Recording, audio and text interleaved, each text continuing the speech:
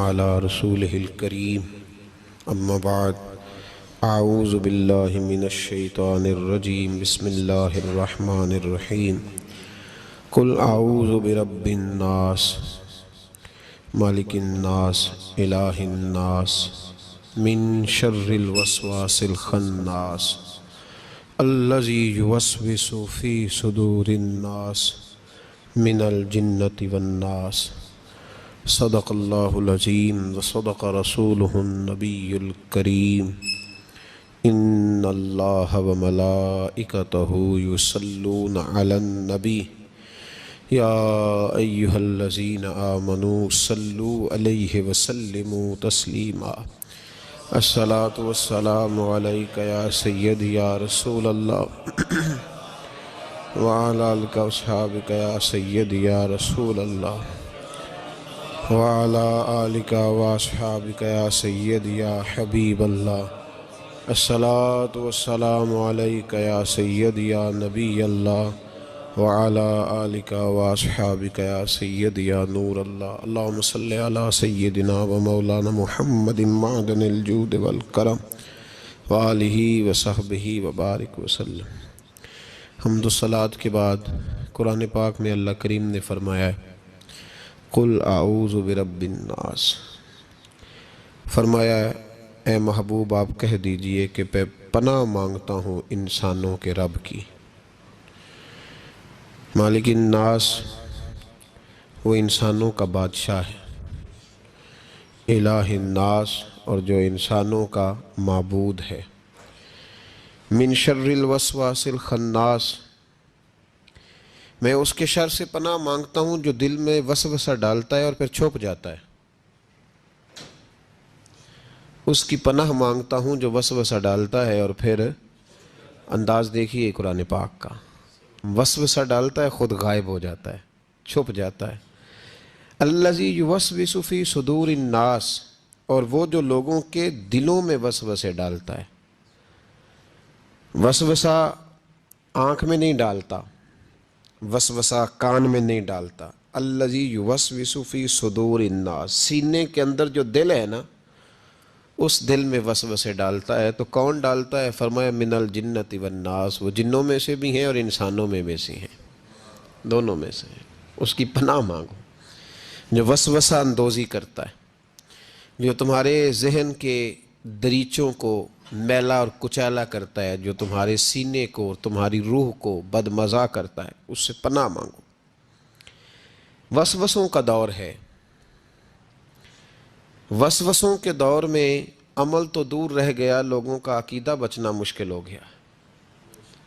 وسوسہ ہی وسوسہ ہے، ہر بات پہ وسوسہ، ہر ایک کے بارے میں بری سوچ، ہر شخص کے بارے میں نظریات کے اندر کمزوری، شکوک و شبہات کا زمانہ۔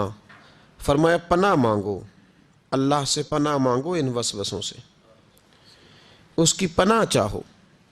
میرے دوستو، شکوک و شبہات اتنے زیادہ ہوتے چلے جا رہے ہیں، آدمی شک سے باہر نکلے گا تو عبادت کرے گا، شک سے باہر نکلے گا تو در مصطفیٰ علیہ السلام کی غلامی کرے گا، وہ شک سے باہر نکلے گا تو کسی اللہ کے ولی سے اس کی نسبت مضبوط ہوگی۔ اور اگر شک ہی شک ہو، سینہ شک سے بھرا ہوا ہو، وسوسہ ہی وسوسہ، لوگوں کے دلوں کے اندر اس قدر برے خیالات جنم لینے لگے ہیں کہ اب لوگوں کا سارا ماحول روحانی، علمی، فکری وہ تباہ ہوتا نظر آ رہا ہے۔ اہل اللہ کو شک نہیں گزرتا تھا۔ لوگ کہتے ہیں کہ اللہ کے ولی کے پاس سب سے بڑی طاقت کیا ہوتی ہے؟ کچھ لوگ کہتے ہیں جو کہتا ہے وہ ہو جاتا ہے، یہ بڑی طاقت ہے۔ کچھ لوگ کہتے ہیں کہ اللہ تبارک و تعالیٰ کا ولی دنیا سے کٹا ہوتا ہے، یہ اس کی بڑی طاقت ہے۔ میں آپ کو درجنوں صوفیاء کی اور سینکڑوں اولیاء اللہ کے اقوال کا اگر ایک جملے میں نچوڑ عرض کروں تو اللہ کا ولی وہ ہوتا ہے جو وسوسوں سے دور ہو کے یقین کامل کی دولت پا چکا ہوتا ہے، وسوسوں سے بچ جاتا ہے، اس کا یقین تیقن مضبوط ہوتا ہے۔ یار لوگوں کا کام نہیں وسوسہ اندوزی کرنی، لوگ وسوسہ اندوزی کرتے ہیں وہ کریں گے، لوگ شک پیدا کرتے ہیں وہ کریں گے، تو اتنے کانوں کا کچا ہے کہ تو سب کی بات سنتا ہے، ہر ایک کی بات تیرے اندر آ کر کے جنم لیتی ہے اور ہر ایک کی بات تیری روح میں گزر جاتی ہے. یہ کیسے ہو گیا؟ اتنا کمزور ہے تو کانوں کا. جو آدمی آئے گا تو اس کی بات سن لے گا تو یقین کر لے گا.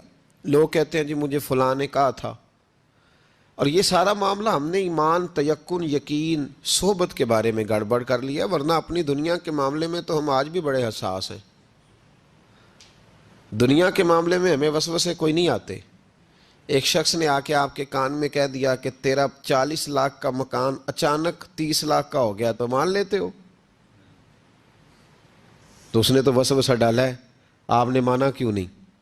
اس نے کہا وہ میں نے دیکھا ایک دیوار میں سوراخ ہو گیا ہے اور پینٹ اس کا گر گیا ہے، فلاں فلاں جگہ کمزوری آ گئی ہے، تو مکان 40 لاکھ کا تھا یکدم 30 لاکھ کا ہو گیا. مان لیا آپ نے؟ آپ نے نہیں مانا. آپ نے تو اس کے ساتھ بحث بھی کی، آپ نے تو تکرار بھی کی، اس کو ڈانٹا بھی اور اس کو یہ بھی کہا کہ تو میرا دشمن ہے، تو نے میری اتنی قیمتی چیز کو اتنی نکمی کہہ دیا. اور جو تیرے کونے میں آ کے کہہ گیا کہ فلاں اللہ کا ولی، دیکھو جی اب تو کوئی اللہ کا ولی نہیں رہا، فلانا بھی دکاندار ہے، فلانا بھی، اور تو نے فٹافٹ مان لیا ہے.